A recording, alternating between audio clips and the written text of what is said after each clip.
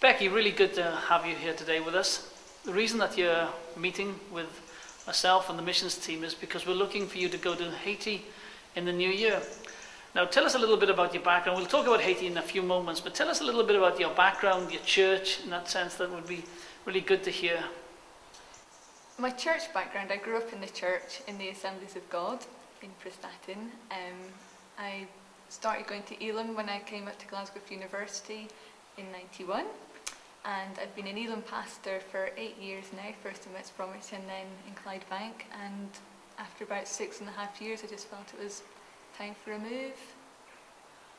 When we were talking about you going to the mission field, somebody said that this wasn't a new call for you, but this was like going back to your roots. This was your original call years ago that you were called to missions, which I firmly believe is true. So talk to me a little bit about that. What's been your journey in regards to missions? I was first interested in missions when I was about 10, and some missionaries came to the church and they talked about wading through rivers and leeches clinging onto them, and for some reason I thought that sounded fantastic. You don't do that in Pt5, did you? It was down the beach. And yeah, and some friends older in the youth had said that they felt that everyone was called to mission, but some folk were called to stay home. So basically I had the idea in my heart really that we were all supposed to go to mission, and I felt really sorry for folk that were called to stay home. So it's always been, since about the age of 10, just a part of me and part of who I am and part of who I see myself as a Christian, really. And so in some ways you went down a pathway and you're sort of coming back to your roots, very much so. Yes. Good. Bit nervous about going to Haiti? Really excited and really nervous, so half and half, yeah. Probably that's a very good place to be in, really, isn't it? People watching this DVD will be aware of the devastation that happened in Haiti January this year, and probably up as many as 250,000 people dead or missing. What has been your journey in regards to missions and Haiti in particular?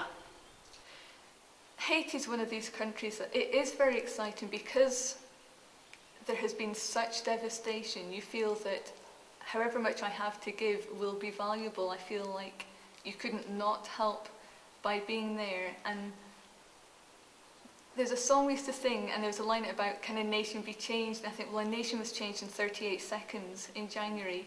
And part of me just feels that if a nation can be changed, then yes, it can be changed, you know, for the good. And I would just really love to be a part of that and a part of seeing a nation changed. That's good. We're about 3 months away from you heading out to Port-au-Prince. How are you feeling in that sense of nervousness, or how are you going to be spending your time in the coming days?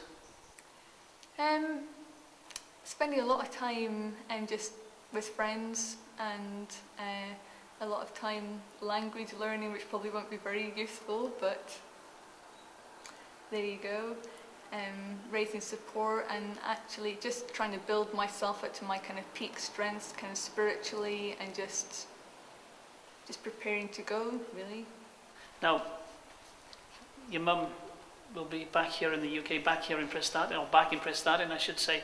How is she going to cope with you being over in Haiti, and how are you going to cope with that? Because I know your mum and yourself are quite close, or very close, I should say.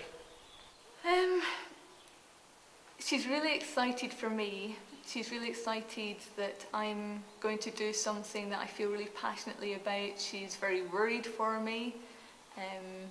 She's worried about my safety in Glasgow. So wherever I am, she worries about me. That's just part of being a mother. But as we said earlier, you're going to be leaving in about 3 months in early 2011. How can we help you in the coming days? In terms of support, obviously practical support. Missions don't run on their own, and in terms of the work that we want to be able to do, the more support we have, the more we can do, and the bigger a difference we can make. Prayer support will be paramount. It sounds like the kind of spiritual thing that you ought to say, but really a country like Haiti that is so steeped in voodoo and witchcraft, prayer protection for our safety and our health will be very much appreciated. And if you want to have more information about Becky or the team on what's happening in Haiti, please contact us here at Elim International Missions. Thank you, Beck.